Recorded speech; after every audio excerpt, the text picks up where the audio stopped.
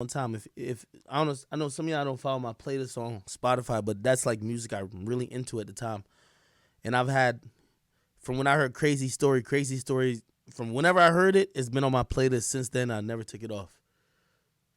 I just like it's something different when a nigga is not only rapping, but he's you know you believe it. I've always believed on. There's a few rappers I probably could name a handful of them. I believe. I believe on all the time. His music always hit different. It ain't about the best melodies, ain't about the best lyrics. I believed him. He wasn't rapping fiction. He was rapping his life. He was rapping shit he seen. He was trying to listen. I'm not dumb.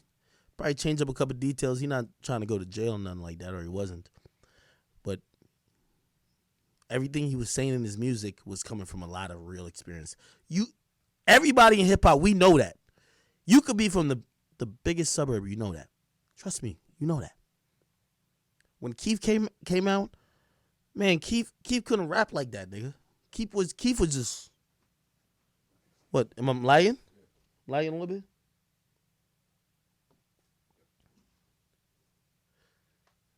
I'm sorry if I'm lagging. Yeah, I'm seeing the fuck. Yeah, nah, I'm back, but I'm kind of going too. What the fuck is going on with this shit? You should see this shit. It's like stupid. It's going from 0 to 1300.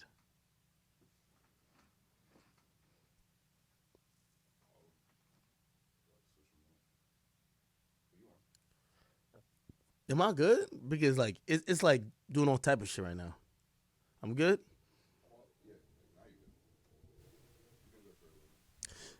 All right.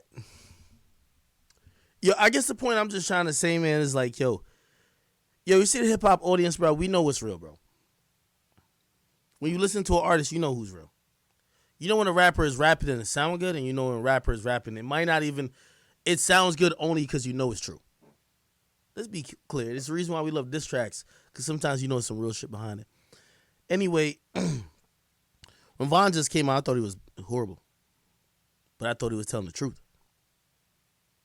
I'm gonna play some of those records. Don't worry, I'm gonna get into it. I guess I'm here to just say, um, it's unfortunate what hip hop is, because every now and then we're in these situations, and I really wanted to stop. Uh, I was a huge fan of Von. If you wonder how I ended up getting, I, from what I'm being told, is his last interview. He was doing a little press run for his album, Welcome to O Block. He hit up a bunch of people, hit up Complex, this and third. They pitched it to us as Everyday Struggle. I said, of course I want to talk to Von. You know me, I treat Chicago artists a little bit different because, I've been very focused on Chicago for a good part of my career. So I say, of course I want to do it. I did it. And I'm going to be honest with you, like, my intrigue and my, like, attention to detail, I don't really care about some of these other niggas. Like, I don't want to, while I'm doing this speech, I don't want to, am I good? Am I lagging, bro? You can see it's flowing good. Okay. All right, no, the quality's going to change. So, I guess what I'm saying is that, like, with all due respect to Complex, like, I don't want to diss nobody, but put like this. I would never ever talk about Freddie Gibbs unless I have to talk. I'm forced to talk about him on some Complex shit. And I'm not really forced, but, like, that's their audience. So it's like, oh, what he's doing. Like, to me, Freddie Gibbs is way bigger than, no, not Freddie Gibbs. I mean, King Von's way bigger of an artist than that nigga could ever be. That's what on my radar. But it's not like that when you come to corporate America. So if it's somebody who's a lyricist or something like that, it's like a huge hoopla blah blah. When King Von came up on the table, I said, "No, we gotta talk to him. Gotta talk to King Von." We did an interview, and I was a little bit dissatisfied because I didn't feel it was real. You know what I mean? It got added into Everyday Show, but it was like 7-8 minutes. I ain't like that. I'm gonna be honest. His manager, who I'm cool with, was talking to me. I said, "Yo, I never do this for no other artists." I said, "Yo, if I know y'all moving around, I say Von will talk to me for like 30 minutes. I put it on my own channel because I fuck with Von. Y'all know I love Chicago artists. Y'all know, despite what they try to say about me with the war in Chirac, that's some shit that like, yeah, there's some naiveness when it comes to me and covering the war in Chirac and this and Chicago, but man, I love that shit genuinely. So me and Von, we had a good conversation. We've talked before, but I was very happy. And the last time I did one of those was with Lil Reese. Like, just do the math on that. No, actually, it wasn't with Lil Reese. I did French Montana before. I went to Malibu. I did French Montana. But before then, it was Lil Reese, French Montana, then King Von. It's not about how big you are as an artist. It's about how much I fuck with you. Lil Reese, he's an intricate part of my career, if you ask me. I'm always giving Lil Reese a platform. King Von, I love his music. I love his music more than a lot of these niggas out here. I was super excited to do it. Me and him, we had a good conversation, and I did the interview. And I didn't expect that to be the last interview he did. Not at all. Okay? I think that part is unfortunate. And that's why we're also like in this position now. I don't know. I'm a little lost for words, so when I'm a little lost for words, I'm gonna just throw some music into it. But I just want to say, man, yo, listen, I think King Von was on the right path. He was going to be a superstar. He was one of the best storytellers in hip hop, period. I don't give a fuck. Y'all niggas stop mentioning me, Jordan Lucas and all these other niggas.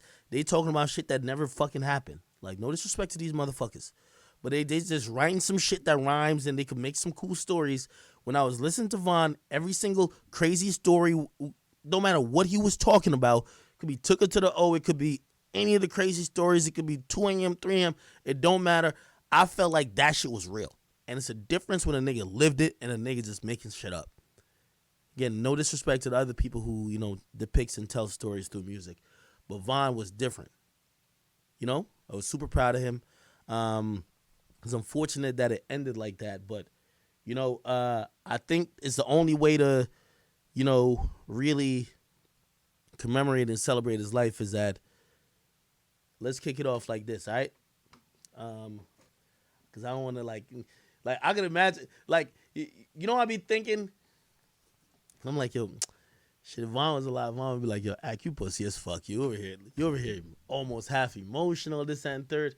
But, you know, when you start building a rapport with somebody, man,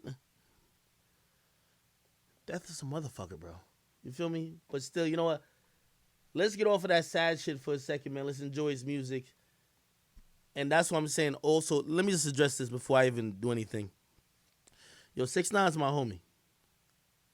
It's not my homie for the reasons that y'all might know him for. He's someone who's always been cool with me and genuine with me. I don't agree with a lot of things he do. I don't agree. I ain't gonna lie, like, shit, what was it, yesterday?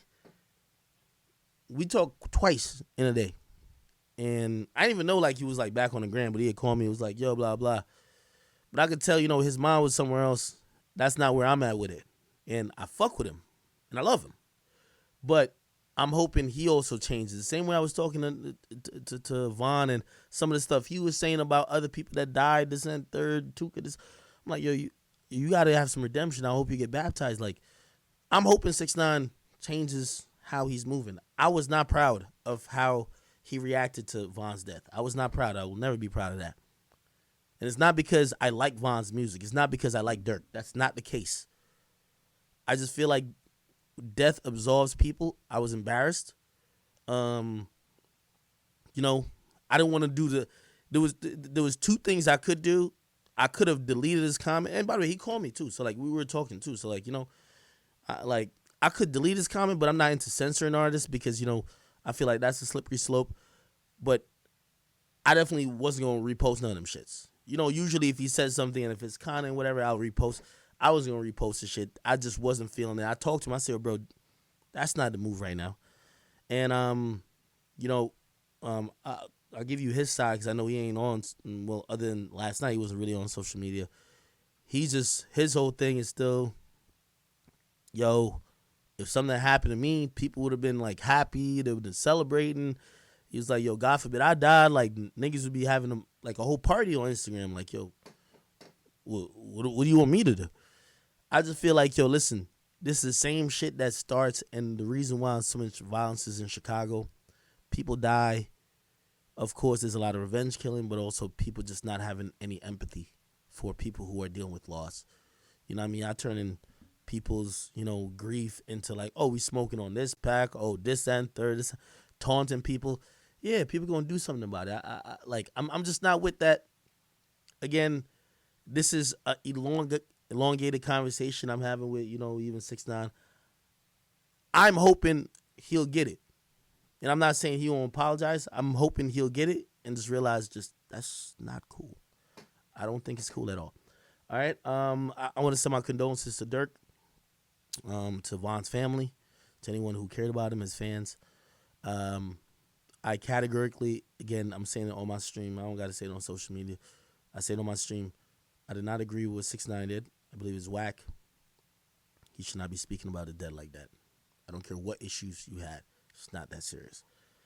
And also, I just think death absolves everything. But this is the only time I'm going to mention it. And for anybody who came here for any type of 6ix9ine update, this is going to be a Von stream. So that's the only time I'm going to address 6ix9ine today.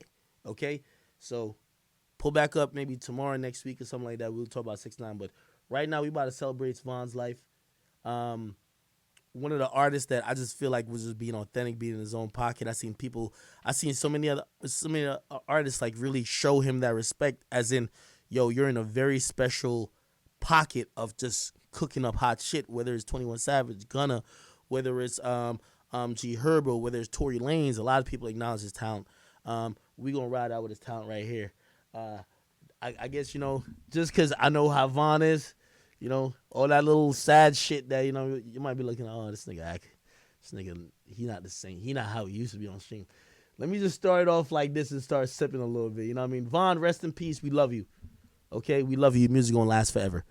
Same with Pop Smoke. Same with all the fallen legends. Same with Juice WRLD. Same with XXXTentacion. We love all y'all. All right? We're gonna keep rocking for y'all always. All right? Let's rock out like this. This shit is fire. It's the only way I can introduce it like this. Here we go. If Drew didn't